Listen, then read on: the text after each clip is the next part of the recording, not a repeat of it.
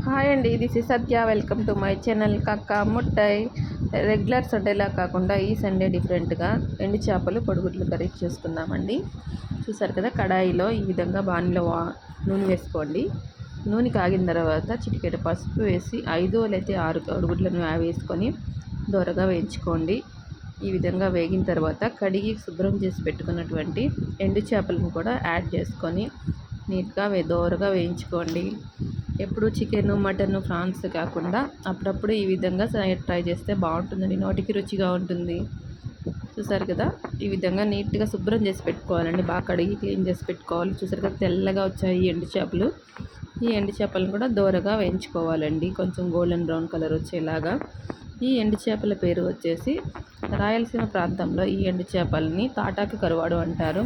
కోనసీమ అటువంటి ప్రాంతాల్లో దీన్ని సావుడాయిలు అంటారండి. ఇది ఎగ్ కాంబినేషన్ చాలా బాగుంటుంది. అన్నీ ఫ్రై అయిపోయినాయి కదండి. ఇప్పుడు కాగిన ఆ నూనెలోనే ఆవాలను వేసుకోవాలి. 4 లేదా 5 పచ్చిమిరపకాయ చీలికలను కూడా వేసుకోవాలి. వెల్లుల్లిపాయ రబ్బల్ని ఈ విధంగా ఒలిచి పెట్టుకొని వేసుకోవాలండి. ఈ టైంలో కరివేపాకు ఉంటే యాడ్ చేసుకోవచ్చు, నా దగ్గర లేదు.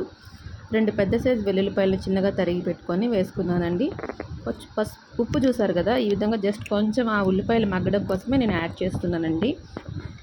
ఉల్లిపాయలు మగ్గిన తర్వాత ఈ టమాటాలను కూడా వేసుకొని, టమాటాలు ఒక 3 వేసుకున్నానండి. ఈ టమాటాలు కూడా దూరగా వేయించుకొని మంచిగా సాఫ్ట్గా మగ్గిపోవాలి.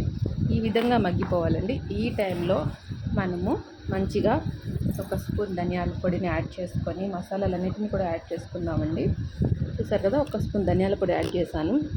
చిటికెడు ఒక మెంతిపిండిని యాడ్ చేశానండి. మెంతులు దోరగా వేయించి పౌడర్ చేసి పెట్టుకున్నట్టు మెంతిపిండి, కారం, వీటన్నిటిని ఒక్కసారి ఆయిల్ అట్లా ఫ్రై అవనించి 1 టంబ్లర్ వాటర్ని యాడ్ చేసుకోండి. ఇవన్నీ ఈ ముక్కలు సాఫ్ట్గా అవుతాయి, ఉప్పు కారాలంతా వాటికి పడతాయి. మంచిగా గుజ్జు అనేది మనకి గ్రేవీ వస్తుంది బాగా. చూసారు కదా, 1 టంబ్లర్ వాటర్ని యాడ్ చేశానండి.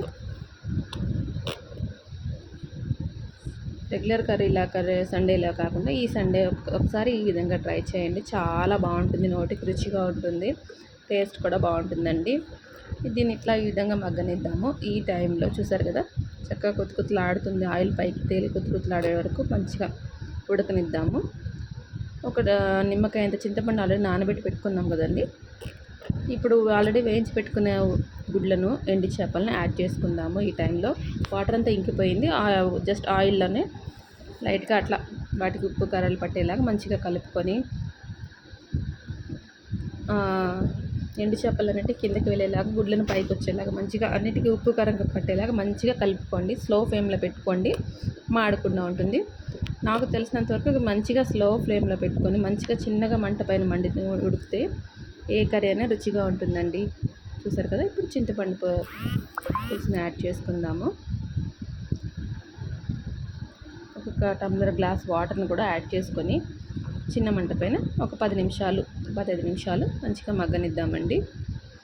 అంతే, చాలా సింపుల్గా ఈజీగా చేసుకోవచ్చండి.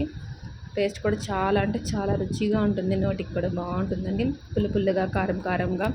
కారం ఎక్కువ తినేవాళ్ళంటే కావాలంటే ఇంకొక 1 స్పూన్ యాడ్ చేసుకోవచ్చు.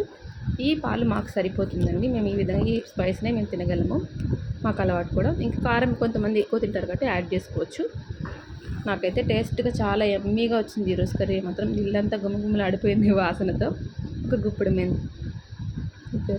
కొత్తిమీరని యాడ్ చేశాను. ఈ టైంలో కొత్తిమీరని యాడ్ చేస్తే ఈ ఉడికేటప్పుడు ఆ ఫ్లేవర్ అంతా బాగుంటుందండి. మనకి ఆ నీచు వాసన లేకుండా మంచిగా కొత్తిమీర స్మెల్ కూడా బాగా వస్తుంది. చూసారు కదా, అంతే, కర్రీ కంప్లీట్ అయిపోయింది.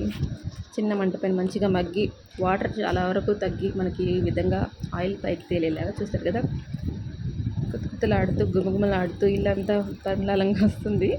టేస్ట్ అయితే చాలా బాగుందండి. మీరు కూడా ట్రై చేయండి. Okay, bye. మరొక రెసిపీతో మళ్ళీ కలుద్దాము.